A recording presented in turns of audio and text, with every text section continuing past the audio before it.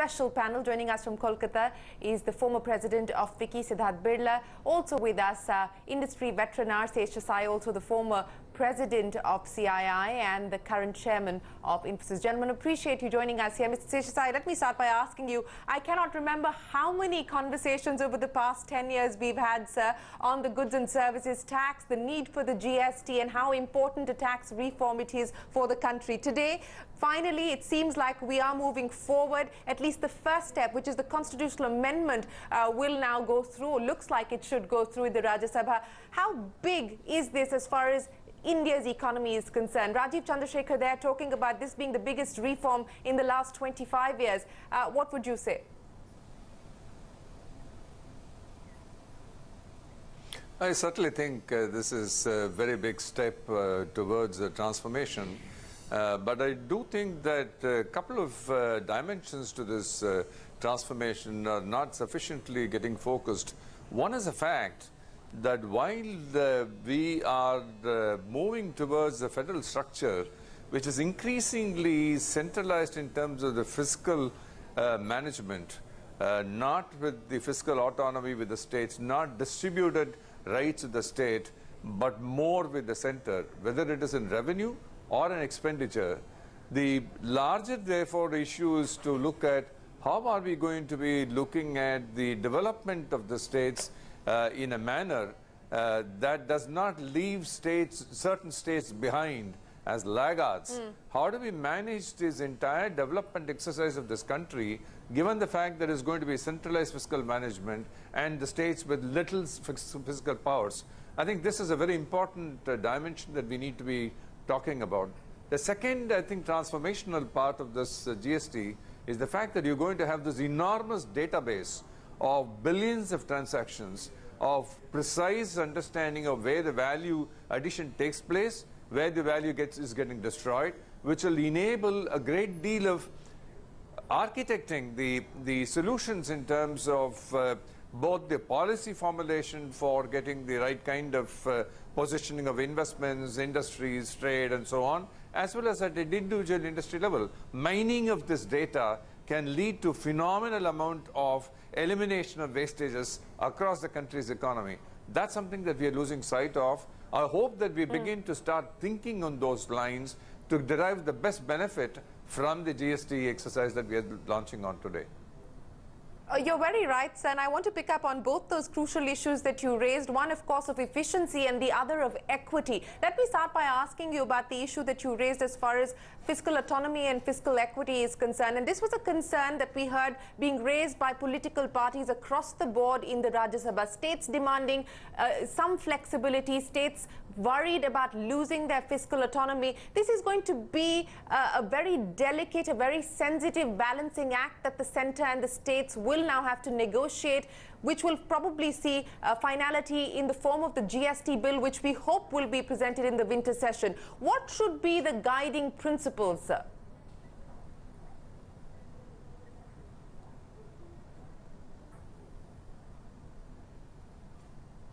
Mr. Seshasayee? Is this a question to me, Shereen? Yes, sir. Yes, sir.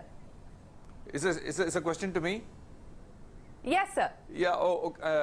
I think there must be three principal guidelines for this. Number one is that given the fact that there was going to be central collection of revenue, it would still require a reasonably fair distribution of the revenues to the states, and that is another subject, another conversation that is required to be launched on, in terms of what will be the kind of structure within which this will happen.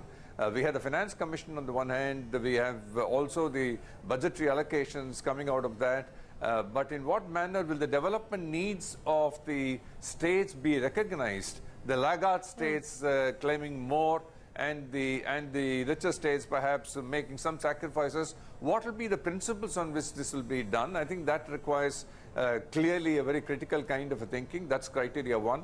Criteria two is also that must be an incentive for those who are creating value addition to derive benefit out of that.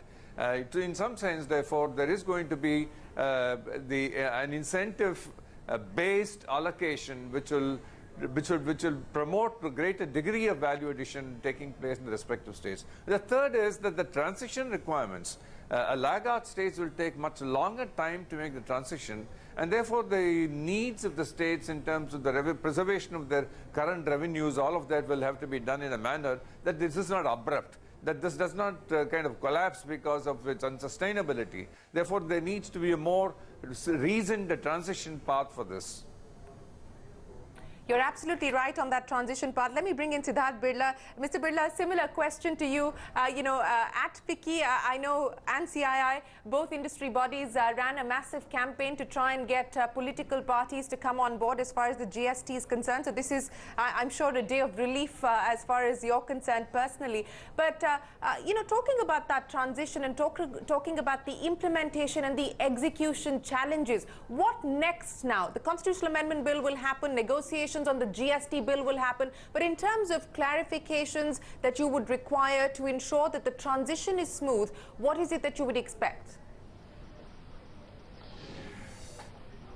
Yeah, Shereen, of course, it's definitely a very big positive move for all of us to see the GST going through. Now, as I think many of your other speakers have also said, the devil is going to lie in the details of what is the exact GST bill, how the exact statute will be passed by the various states.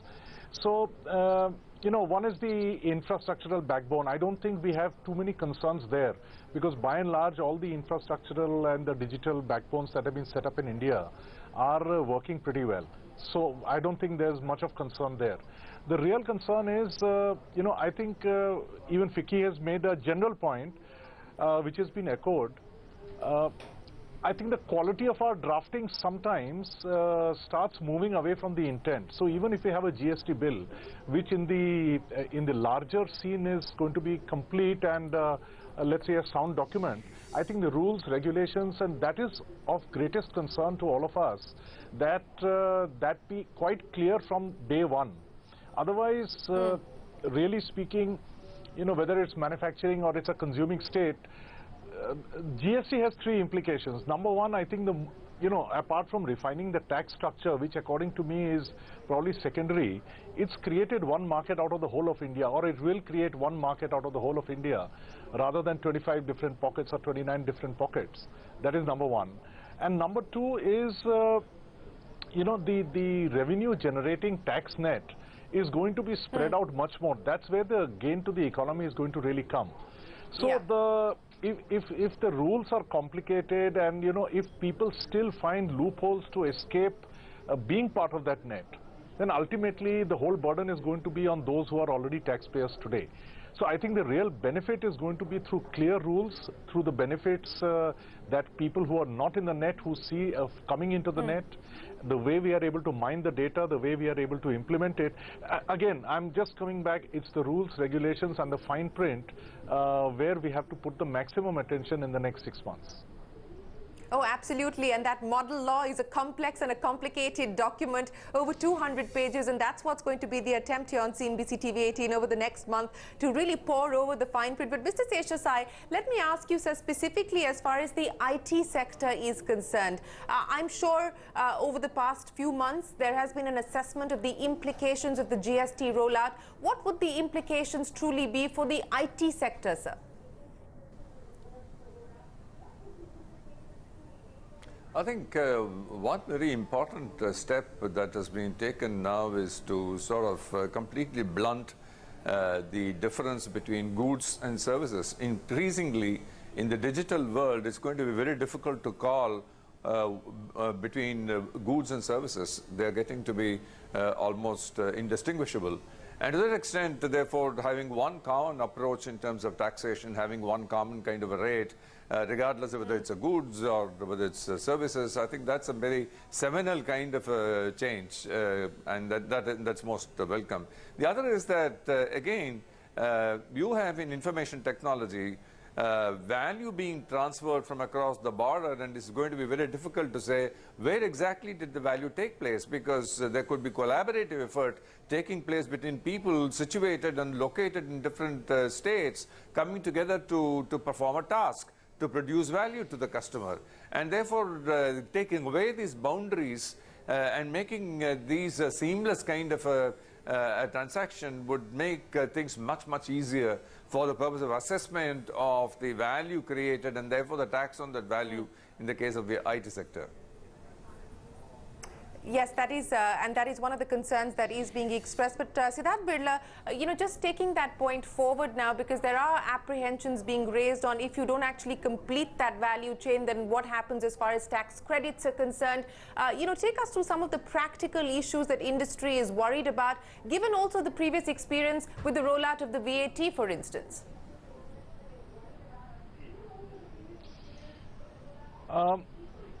Okay, I'm not exactly an expert on the subject, but I think again we will need to wait for the exact rules to come, because there are lots of theories being postulated as to are there going to be so many multiple registrations that are going to be required by each manufacturing unit?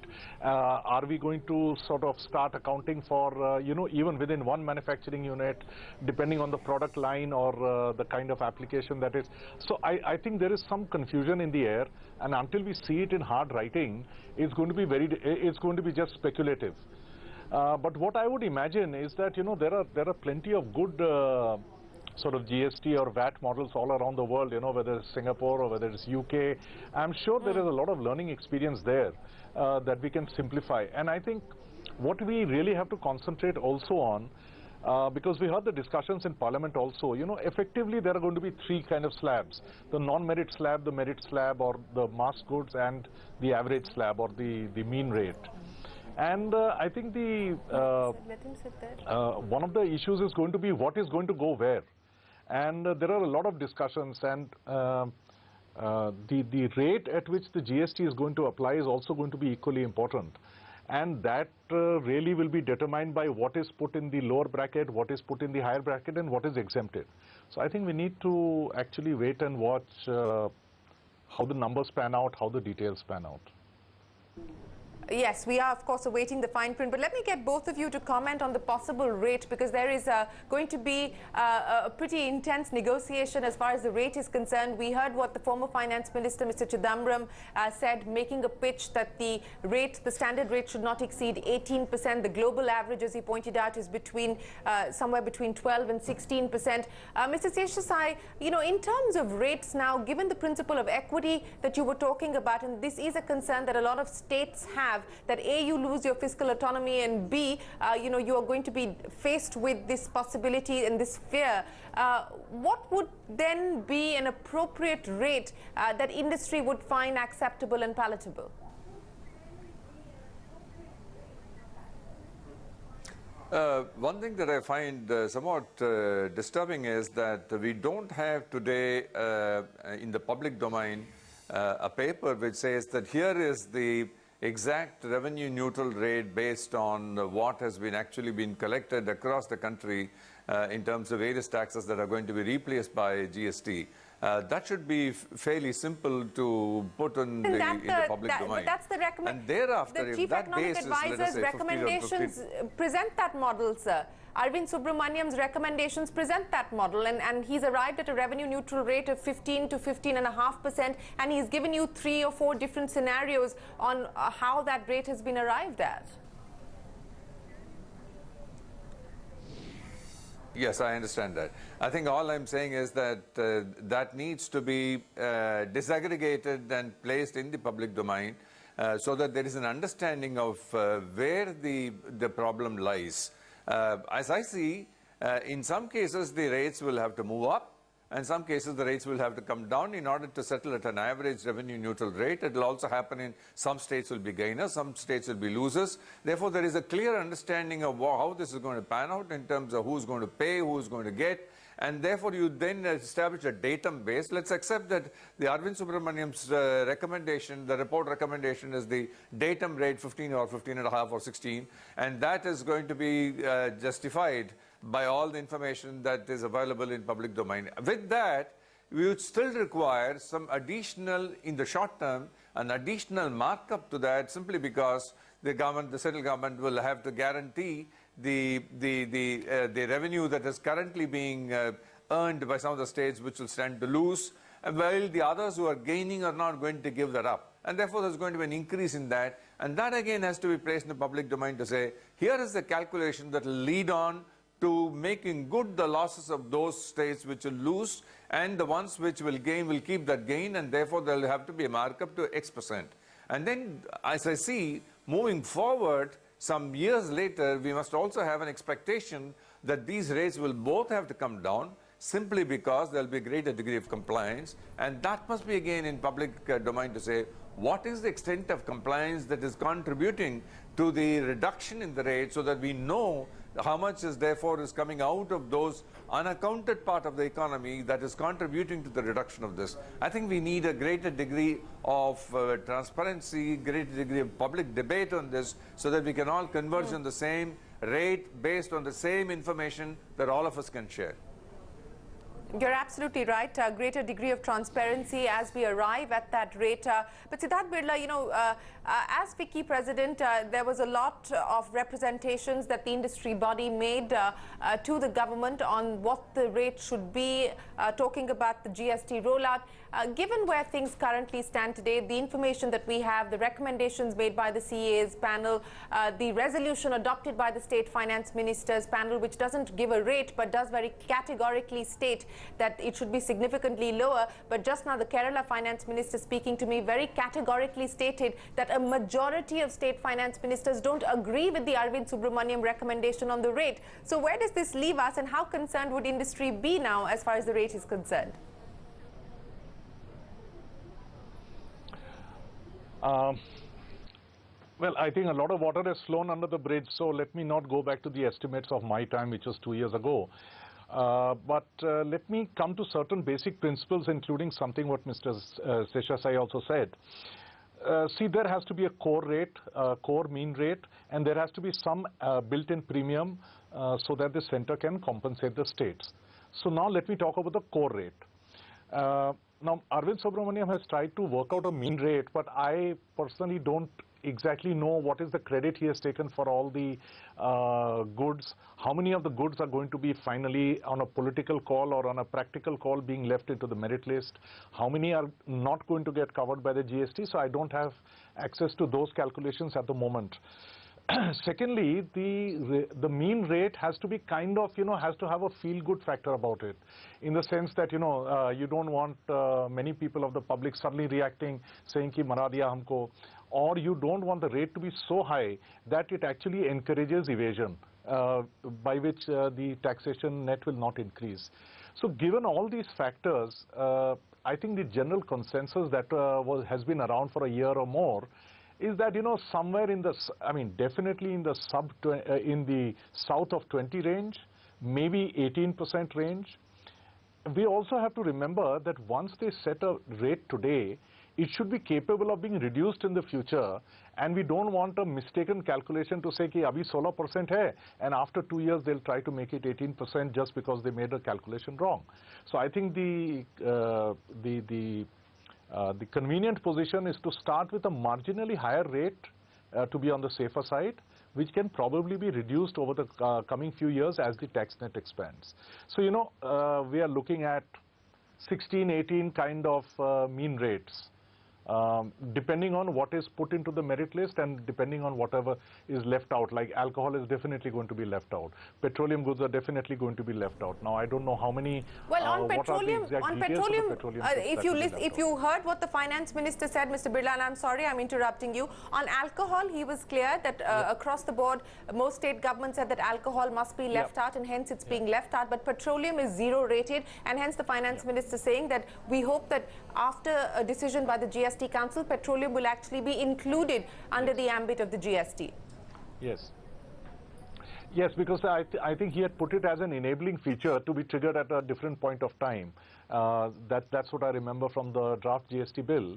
And so let us see how it comes. And therefore, what I'm saying is that, this sort of 16 to 18% kind of is a feel-good factor, is a reasonable rate which encourages compliance. And that is a rate that, as the base expands, is capable of going down. So let us not have a rate which is capable of going up. Let us have a rate that is capable of going down in the future. So, that 16, 18% is a comfort zone. it is a comfort zone, but let's see what finally is arrived at by the GST Council. But Mr. Seshasayee, let me ask you, sir, what kind of, we've heard all kinds of estimates on what this is going to mean as far as the economy is concerned. It'll add 1% to 2% to the GDP and so on and so forth. But if I could take your first point on the efficiency argument forward, what kind of beneficial impact do you see this having on the economy in the short to medium term once the rollout happens?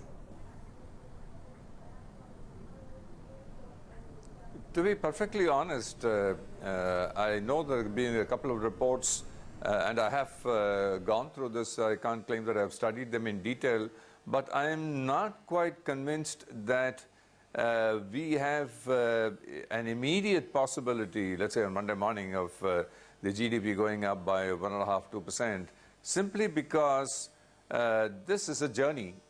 We have to go through the journey.